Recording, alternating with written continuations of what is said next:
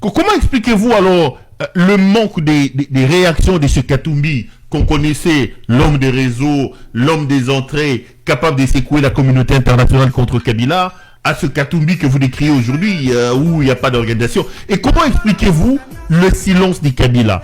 Est-ce que vous, comme politologue, en regardant Kabila, vous pensez qu'il travaille, qu'il va s'en sortir, ou l'homme en a assez, après des insultes, il a plutôt le temps de récupérer tout le temps perdu dans sa jeunesse? Comment expliquez-vous l'attitude politique de ces deux hommes? Un Katumbi capable de malmener Kabila, général de son état, un peu plus intelligent que Tshisekedi, ça il faut le dire, plus organisé que Tshisekedi, mais grâce à ces réseaux, il faisait bouger les choses. Aujourd'hui, on a l'impression qu'il n'a plus aucune force. Et Kabila lui-même et son silence, comment vous analysez ça?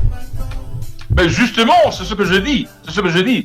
Je pense que, quoi que l'on dise, et c'est vrai que dans une certaine mesure, la stratégie, la tactique du silence a fonctionné jusqu'à un certain moment. Mais aujourd'hui, malheureusement, ces silences, à mon avis, il n'a plus de valeur ajoutée en ce qui concerne la nécessité de monter une action coercitive, une action de contrainte puissante, capable de jeter ou de faire bouger, ramener Tshisekedi sur les rails, parce qu'il y a que ces deux options-là. Soit éjecter le régime de Tshisekedi, un régime malfaisant, ou alors les contraindre à comprendre la voie de la raison et considérer la possibilité d'une délibération. Parce qu'aujourd'hui, quand on parle dialogue, on parle interaction, il ne s'agit pas d'un dialogue refondateur ex nihilo comme à Sun City. À Sun City, c'était un grand dialogue parce qu'il n'y avait pas d'ordre politique, il n'y avait pas de constitution, il n'y avait pas d'institution. Il fallait mettre les gens ensemble pour penser en termes de nouveaux repères, de référents pour la nouvelle République, parce que la République n'existait plus, il y avait l'État qui était écroulé.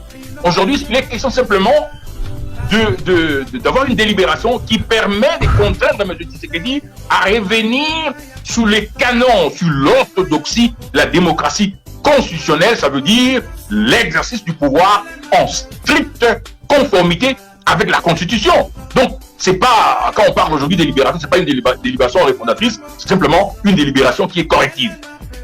Et donc, le silence d'ancien président Kabila était d'une certaine valeur stratégique et tactique jusqu'à un certain seuil.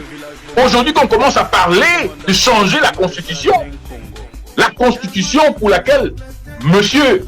Kabila a fait preuve de beaucoup de transcendance, de beaucoup de sagesse pour accepter des Congolais qui faisaient déferler sur lui des avalanches d'invectives furibondes, je veux dire Kabila, qui a même risqué sa vie, parce que vous vous rappelez que en 2001, après l'assassinat de Mouzé, et lorsque Kabila a pris le pouvoir, Kabila a pris les risques énormes de congédier les radicaux, les extrémistes du régime de M. Laurent Désiré Kabila, qui avait prohibé les partis politiques, qui avait prohibé les ONG, qui avait même fermé les bureaux de Massiré. Et donc Kabila avait accepté que les Congolais se retrouvent à Sun City. Il a envoyé sa délégation pour discuter des termes du nouveau contrat social, avec notamment notre frère Vital Kamerhe.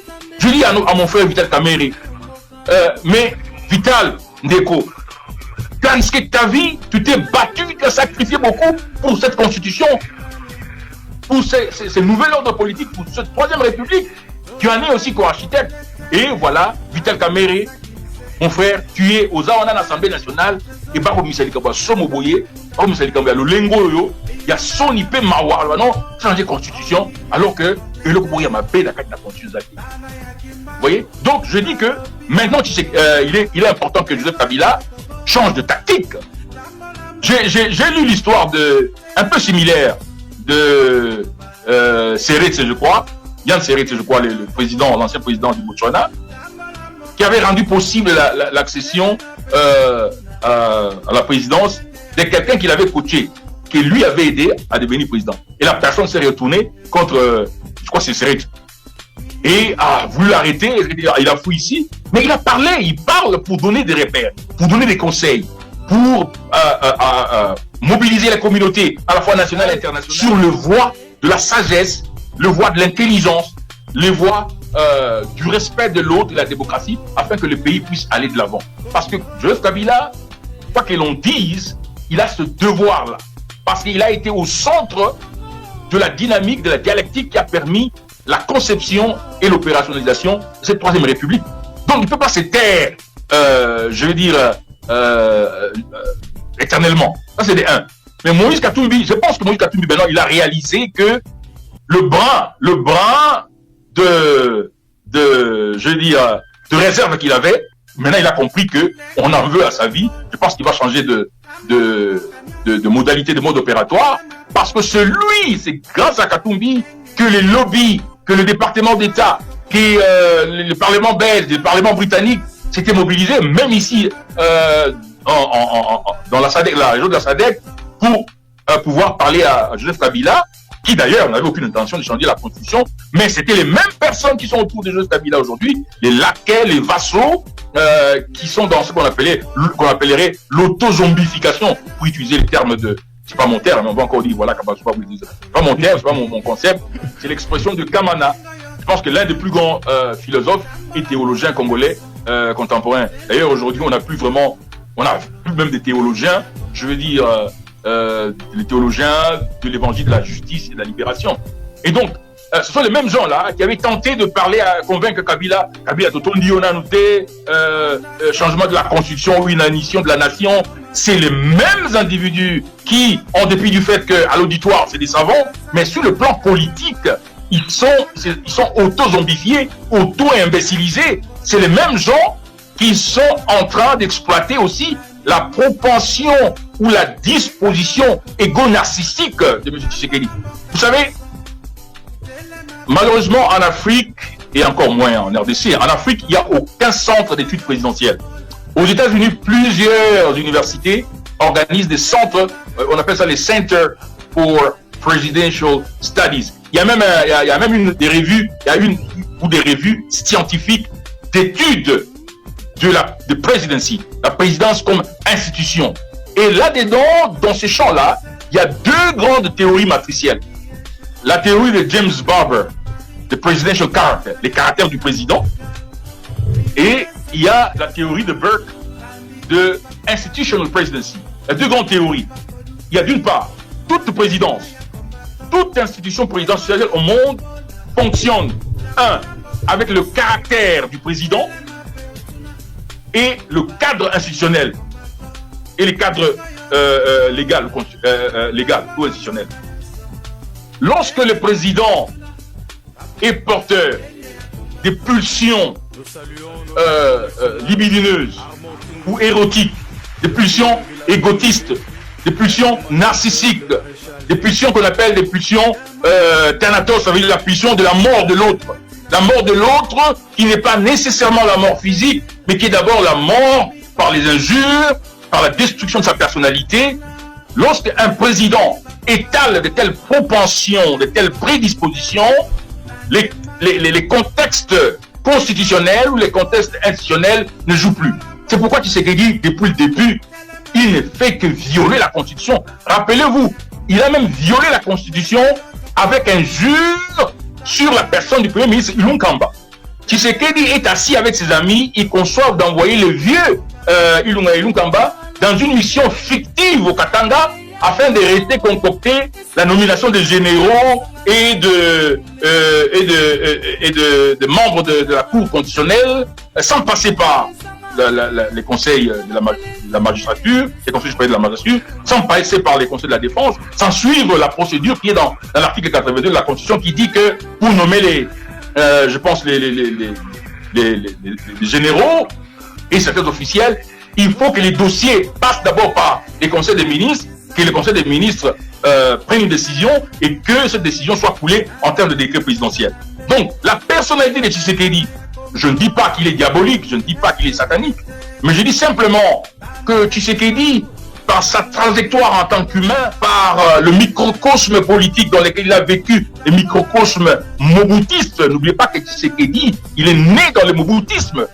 Etienne Tshisekedi était membre du collège des commissaires généraux qui d'ailleurs ont envoyé Lumumba à la mort parce que Lumumba remettait en question le fait qu'ils avaient augmenté leur rémunération, qu'ils avaient augmenté, empiré le déficit budgétaire de l'État. Ça, c'est des 1. N'oubliez pas que Tshisekedi a vécu. Quand il dit, par exemple, oh, mais, Tamisotoro Bunda, Batmoussou, tu évité, Tamisotoro Bunda, contre Mobutu, Batmoussou, tu évité, parce que là, il voulait se référer à Kabila. Mais attention, monsieur, lorsque vous étiez en train de sucer les mamelles du MPR Parti État et que vous avez été bénéficiaire, vous avez porté des vestes, vous avez roulé dans les voitures, acheté avec la zaïrianisation, qui est en fait la plus grande catastrophe économique de l'histoire du Congo, Joseph Kabila et son père, en fait, l'UDPS n'est pas la fille aînée de l'opposition. La fille aînée de l'opposition.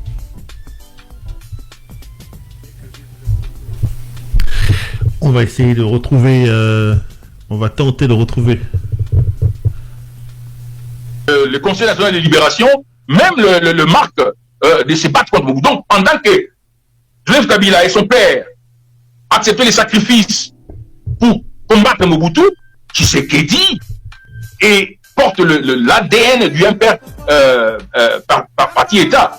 Et donc, il y a là, je veux dire, des logiques, il y a là ce qu'on appelle les patterns, des éléments constants qui démontrent que la tentative de changer cette constitution découle d'un subterfuge monocratique, découle des propensions narcissiques égotistes de quelqu'un qui veut rester au pouvoir ad aeternam. Donc pour vous l'intérêt c'est seulement le régime de prédation. Pour vous l'intérêt c'est de déverrouiller les articles verrouillés, notamment en termes de mandats et en termes de limitations. Croyez-moi, Tshisekedi, parce que la psychologie politique d'Harold Laswell, malheureusement aussi la psychologie politique n'est pas très enseignée dans le cursus des sciences politiques.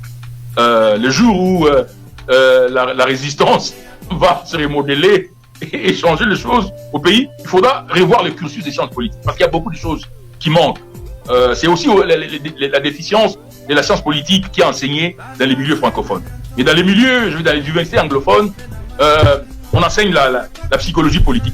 Et la psychologie politique démontre que lorsqu'un acteur politique accède au pouvoir et qu'il parvient à se créer un système de kleptocratie qui génère la rente, ça devient difficile que cette personne puisse se défaire cette position. J'ai parlé de la cartographie électorale. Le pays a des insuffisances graves dans ces pays. Donc ces gens ici, ils n'ont pas seulement détruit l'économie, ils ont aussi détruit notre système de pensée. Talambo Kezate, Moromona Tata Mukolo, Azana Poto, Azana Allemagne, Azana Londres, Mazotine de l'Otexo, Daniel Inyamanayo, Yotorobo Mayo, Okomona, Tribaliste, Okozwakate, Yozo Bundisa, Azana Poto, Yakawati, Yakofona na Limetenga na Bandal, na Buko Kingota na Nzela, Ozo Ganga Libandati, Nana Tambola, Bosibo Yoka, Bozo Tinda Batuba Mena Sengai, Omoni Bango, O Bangunza. Yeso a béto l'ikofoko yakuna. Ah, j'ai une sécurité d'abord personnelle. Au moment où tu as Simbongo, Ana Poto, Beta Daniel, Bosso va bêti aux unis. Missos n'a pas poison, c'est les poisons. Bosso tient poison à la coupe aux unis. Famille n'a bien changé. Pas sinon, on a poto changé. Bolon on a des sentiments tribaux. Dikamba Congo, ça tribalisme était. Binonde Bolingo, ça l'ango tribalisme.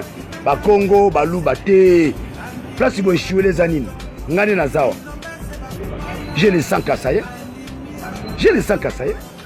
Bande Kolanga Basi, Babali Baluba. Nazana Baneve Baluba. Nazana Banies Baluba.